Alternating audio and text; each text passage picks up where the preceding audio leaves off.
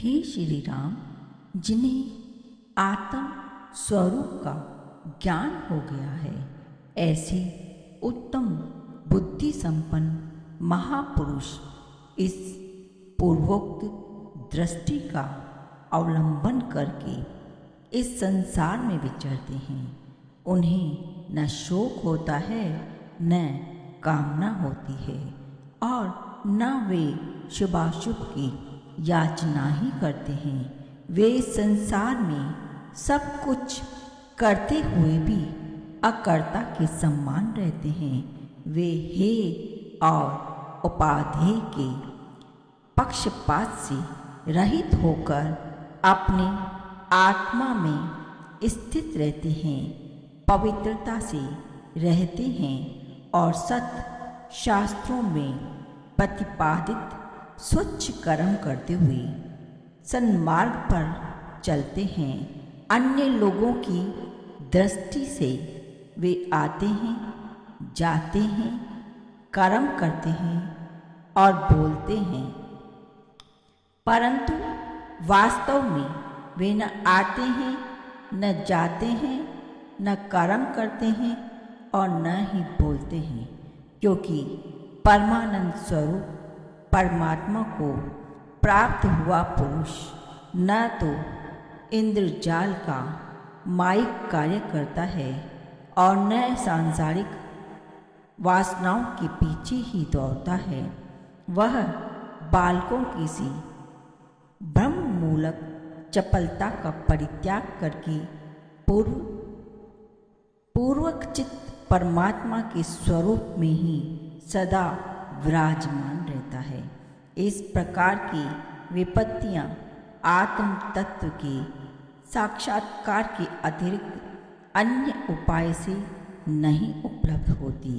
इसीलिए पुरुष को चाहिए कि वह जीवन पर्यंत आत्मा की खोज करे, उसी को उपासना करे, उसी आत्मा की ही उपासना करे और उसी का यथार्थ ज्ञान प्राप्त करे। उसके अतिरिक्त उसके लिए और कोई कर्तव्य नहीं है। जिस पुरुष को अपने अनुभव, शास्त्र वचन और गुरु के उपदेश की एक वाक्यता का निश्चय हो गया है, वह निरंतर किए गए उपयुक्त अभ्यास के द्वारा परमात्मा का साक्षात्कार कर लेता है। चाहे भारी से भारी आपत्ति क्यों न आ पड़े, परंतु जो शास्त्र और उसके अर्थ की अवहेलना करने वाले तथा तत्वज्ञानी महापुरुषों की अवज्ञा करने वाले हैं, ऐसे मूर्खों का अनुकरण कभी नहीं करना चाहिए। क्योंकि भूतल पर मनुष्यों को जितना कष्ट अपने शरीर में स्थित अकेली मूर्खता से ही प्राप्त होता है, उतना दुख शारीरिक क्लेश, विष, आपत्ति और मानसिक व्यथाएं नहीं दे सकती। जिनकी बुद्धि कुछ भी उत्तम संस्कारों से संस्कृत हो चुकी है, उनको मूर्खता का विनाश करने में जैसा यह शास्त्र समर्थ है, वैसा अन्य कोई शास्त्र नहीं है। जैसे खैर से कांटे उत्पन्न होते हैं, उसी तरह जितनी दुस्तर आपत्तियां और अधम कुत्सित योनियां हैं, वे सभी मूर्खता से पैदा होती हैं। जिस संसारी पुरुष को मोक्ष के उपायभूत इस शास्त्र रूप प्रकाश की प्राप्ति हो गई है, वह मोह अंधकार में भी पुनः अंधता को नहीं प्राप्त होता।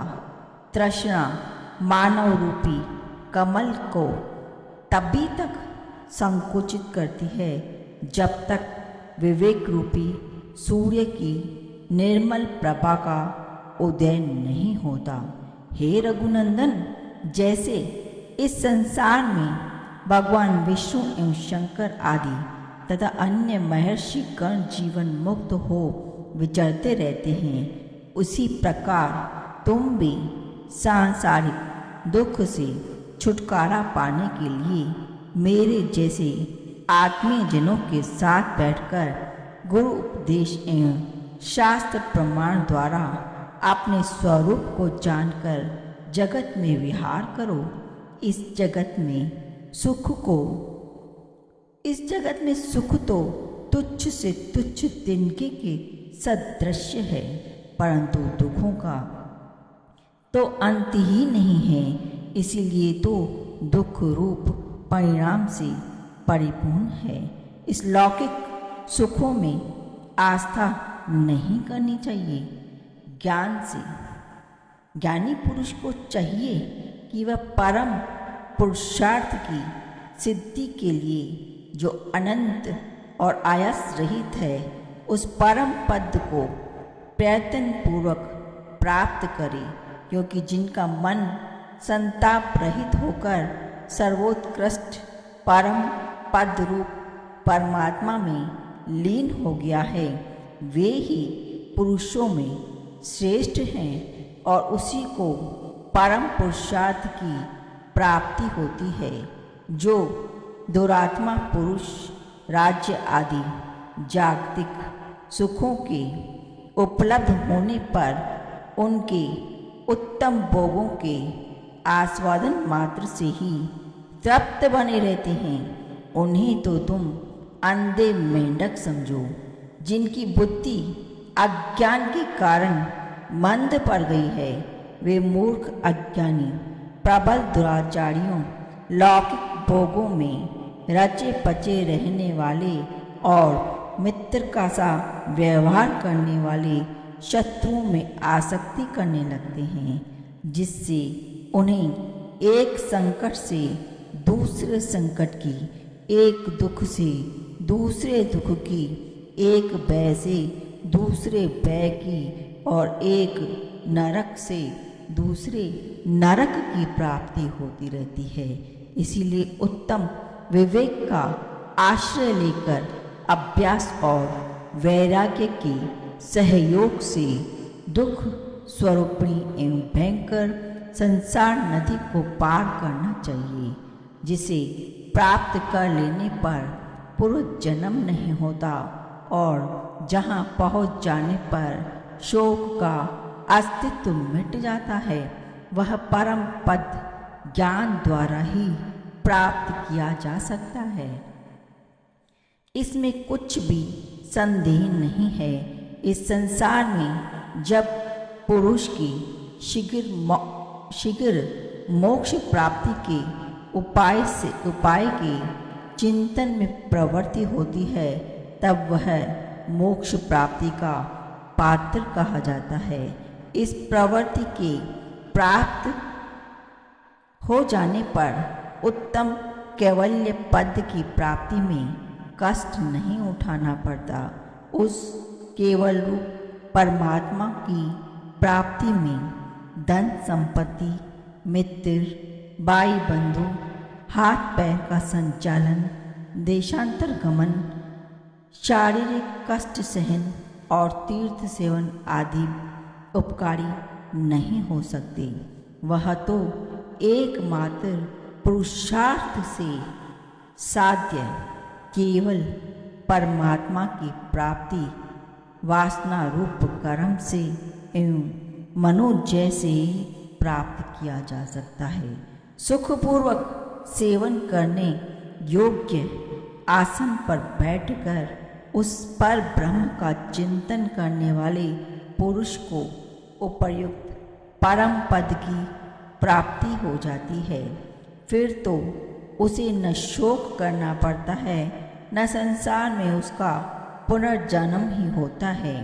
जैसे मृग तृष्णा में जलाभास दिखता है, वास्तव में वह जल नहीं रहता, उसी तरह स्वर्गलोक और मनुष्य लोक के संपूर्ण भावों के विनाशी होने के कारण इन दोनों लोकों में वास्तविक सुख नहीं है। इसीलिए जो शम और संतोष का साधन है, उस मनोजय की प्राप्ति के लिए उपाय सोचना चाहिए। उससे वह आनंद उपलब्ध होता है जो परमात्मा के साथ एकात्म संबंध से मिलता है।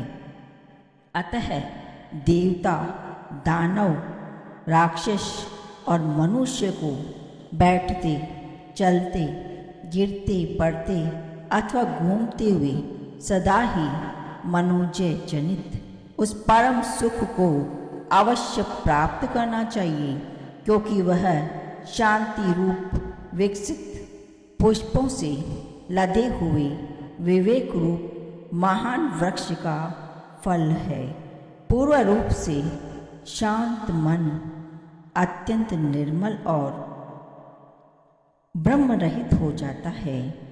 उस विश्रांत मन में किसी प्रकार की स्पृहा नहीं रह जाती। उसके सभी मनोरथ पूर्ण हो जाते हैं। उस समय वह न तो किसी वस्तु की अभिलाषा करता है और न ही किसी का त्याग ही करता है।